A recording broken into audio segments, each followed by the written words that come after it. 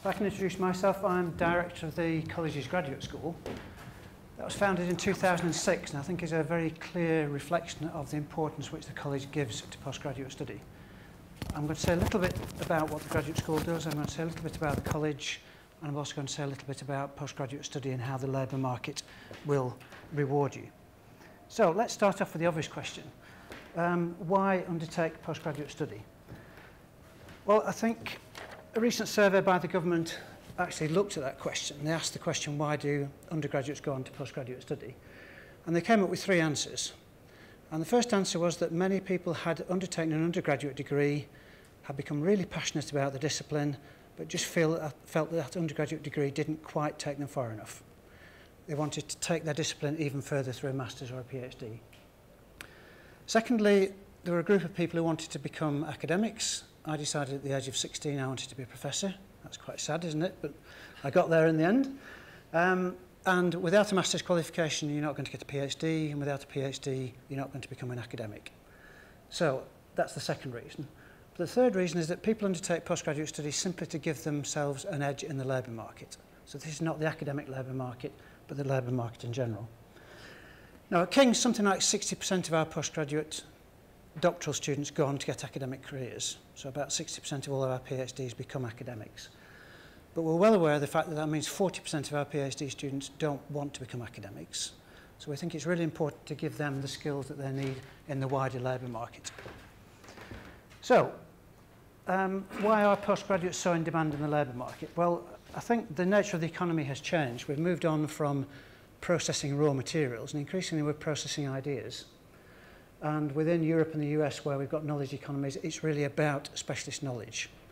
And postgraduate study is what will give you that specialist disciplinary knowledge, the knowledge in physics, the knowledge in maths or computer science. But I think beyond that, when you talk to employers, and the government again has done this in a number of surveys, what they're saying is they value that disciplinary knowledge, they value the knowledge that you have about computer science, but what they also value is your flexibility.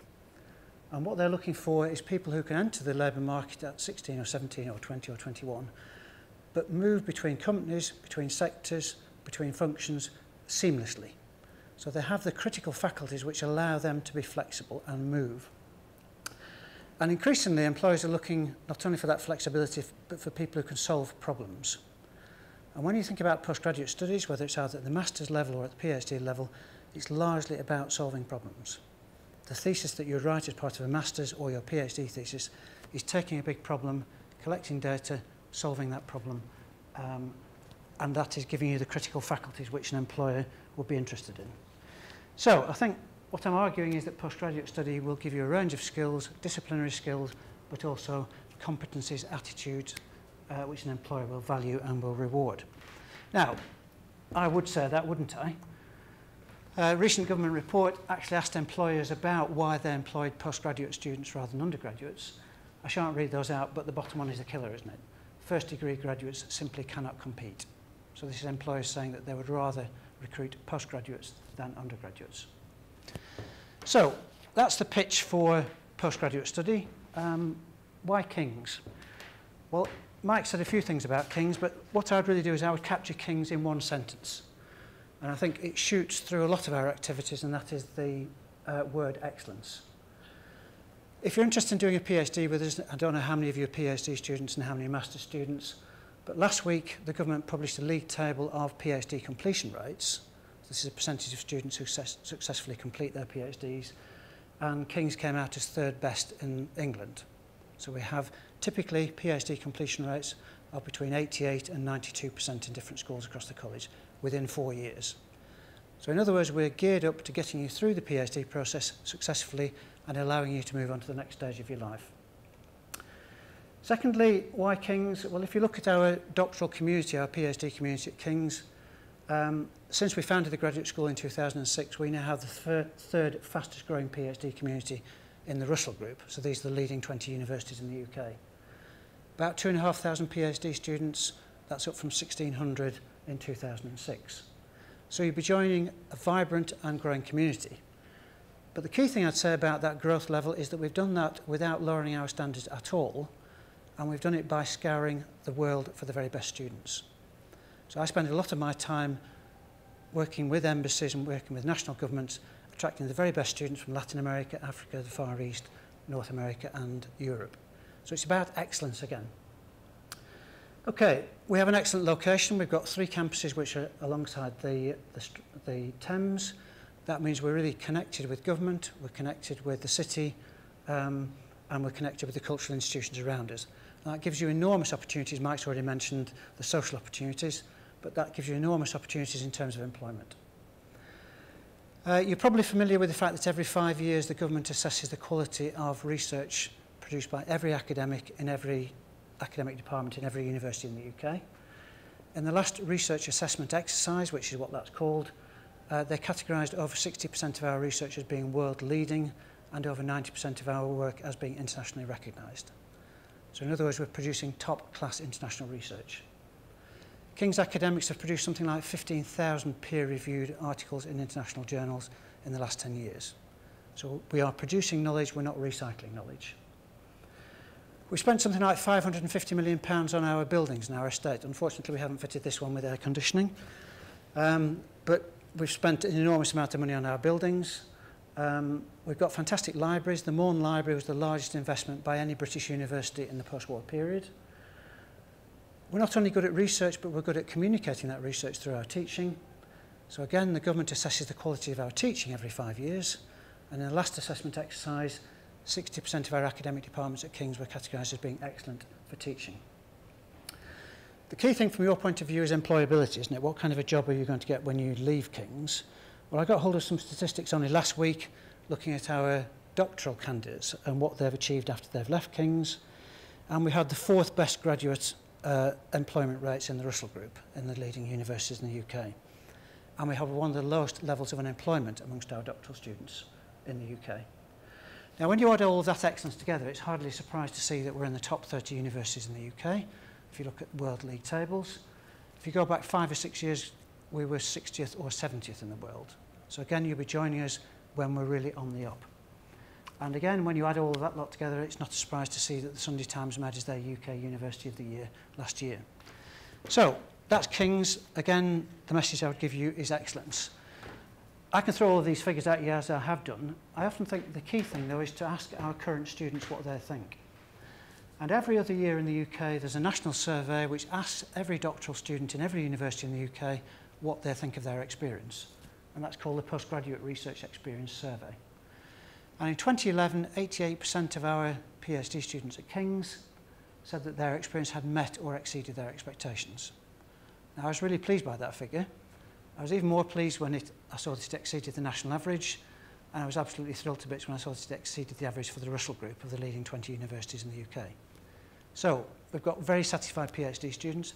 I can't guarantee you will have a perfect experience, but what I'm saying is the students we have here at present obviously value that experience.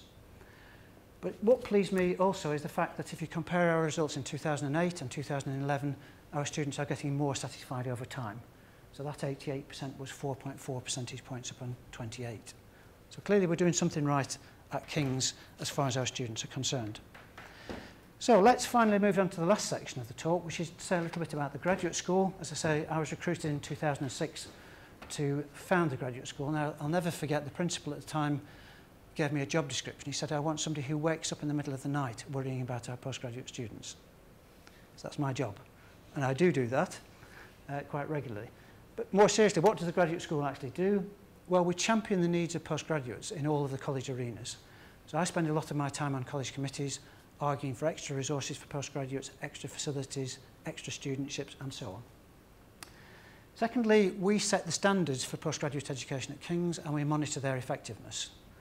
And we were audited last year by the Quality Assurance Agency, which is the national body which assures quality of education in the UK. And the QAA picked out 4 things as being particularly good about King's, and one of them was the way in which the graduate school manages its postgraduate programmes. So this is a national body who are auditing us. We also provide in the graduate school, and I'll say a little bit more about this, a range of study skills to help you produce a better PhD thesis, or if you're working on a master's project, more effectively and in a more timely fashion. And we provide you with a range of transferable skills which are around employability, and I'll say a little bit more about those in a minute. Next thing that we do, and I've already said a little bit about this, we are trying to make sure that you have the very best academics at King's, but also the best peer students. So the people you'll be sitting with and working with in libraries, we would like to think are the very best students in the world. And finally, it's my job to make sure that you have a good experience, so that make sure that the libraries are working for you, that student accommodation is working, and so on. So that's what the graduate school does. Now let me just add a little bit of flesh to that. So if we talk about the graduate school training, we have what's called the Researcher Development Programme. And that's something like 300 courses. Many of these are half-day, some of them are one-day courses, where you get together with students from other departments and other schools, which is beneficial in itself. But we give you skills which will help you complete your thesis more effectively and in a more timely fashion. But we also give you a whole range of skills which are around employability. And we regularly review what students think of these courses, and in the last review, 92% of our students who'd attended those courses said that they thought they'd help them complete a better thesis and become more employable. Those courses are delivered by bought-in trainers, but also by a team that I've got of 4 skills development officers. They've all got PhDs, they've all been through the process, so they know what it's like. And we have all of these courses on an online booking system called SkillsForge. You can see everything that's available on that. You can book online, you get an email confirming your booking, and you then get a log of all of the courses you've attended and a transcript which you can take with you to an employer. And there's an opportunity on there for you to do a learning needs analysis. So you can sit down and you can identify what are your strengths and what are your weaknesses, and that will then direct you to the courses which will help you with your weaknesses. We're also providing increasingly individual coaching, so where we can help you identify what your particular issues and your particular weaknesses are and work with those. I've got, and we're one of the few universities in the UK to have this, a postgraduate specialist careers advisor. So they give you one-to-one training in interview skills, CV writing and so on, and networking, but they also do a series of courses around employability skills. We've got 2 professional writers, so these are people who have written a number of books, 5 or 6 books, who will offer you one-to-one writing support. So this is not remedial English, it's taking along a chapter of your thesis, and they will help you with how to make your writing have more punch, more impact. They will help you to structure your arguments better, and they will help you with your presentation skills. Final 2 things, if there are training initiatives that you particularly want that we don't deliver, we have an annual competition where you can bid for funding. If you're successful, we'll give you the money and you can develop that training initiative yourself. And then finally, I've negotiated with the Modern Languages Centre to allow you to learn a modern foreign language free of charge on some courses. They can be beginners courses, intermediate or advanced, but they're relatively intensive, whichever level you study in. So you can leave here not only with a PhD or a master's, but also with a new modern language. So again, we think that will help you with your employability. So again, I've rattled through the statistics. What do our students think of the courses? Again, I'm not going to read those out, but these are taken from the feedback forms which we have at the end of each of these courses. And I think you'll agree with me that those are students who were relatively satisfied by the courses and felt that they'd learnt some new skills from them. So that's the Researcher Development Programme and Researcher Training. One of the other areas which we think it's important to work in is the college has an international strategy. We're relatively unique at King's. We were late into the internationalisation agenda, but we've learnt from other people's mistakes. If you look at many universities in the UK, they will claim that they have partnerships with 140 or 150 universities abroad. You then look at what those partnerships actually are, and you see that there's really not a lot happening. What we've chosen to do is partner with 8 or 9 universities which are absolutely world class, which are as good as King's, if not a little bit better, and work with them really intensively. And the way in which that would impact on you is we want you to spend time in these universities working with research teams there. We want them to send their PhD students to King's to work with you. So we've got these travel grants, which means that the very best people are moving around with our partners. And we've also put in place joint PhDs, which would allow you to spend 2 years at King's and a year abroad, so Singapore or Hong Kong initially. The other thing that we're working on with internationalisation is making sure that we attract the very best students internationally. So again, I go to recruiting fairs, the international team do the same to get the very best PhD students from around the world so that you're working with them. So it's partly about connecting with international excellence, but it's also about giving you the resources that you need in an international market. I've mentioned the Modern Language Centre courses. We also have a fund which would allow you to deliver papers at international conferences, or we'll contribute to that delivery. So that's again about connecting you and networking you with the best around the world. Right, more or less the final thing I wanted to talk about is doing a PhD can be a little bit of an isolating experience. You're working on an individual project. Okay, you've got a supervisory team, you've got 2 supervisors, but you've really got your head down on your work. And we think there is more to being a graduate student than that. And we think in particular, if we can connect you better between departments and schools, you can support each other and you can learn from each other's experiences. And what to you might seem a really personal crisis is in fact something that many PhD students have gone through, and you can help each other. So the way in which we connect you is we do that physically through a series of events called Unlocking London.